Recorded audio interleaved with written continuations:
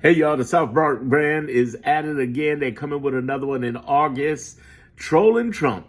It's the smartest thing they could do for their brand. Here's the thing I want you to understand. This has always been their brand. They've always been true to it in a very special way. Those of you like myself who've been watching them for 27 years, almost 30 years, we know this is what they do. They do this all the time. They've done it to Scientologists. They've done it to Christians, to Muslims, to Mormons.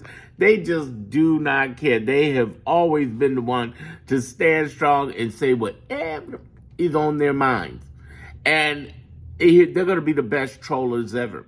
I think if you combine that with Gavin Newsom becoming more aggressive and hopefully the rest of the Democrats becoming more aggressive on the Epstein stuff, I think they got a good tie-in with all of those brands together.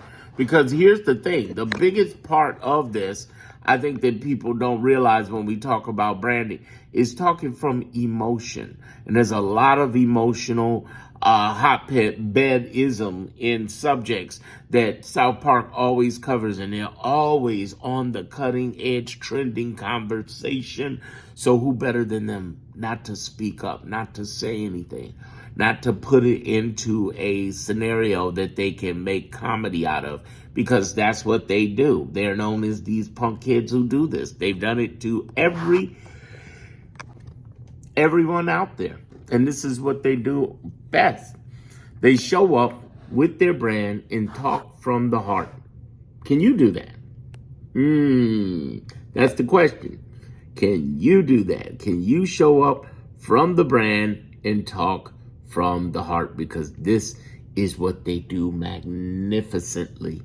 They show up all the time, and I love that in them, that they show up all the time and they bring in their best conversation.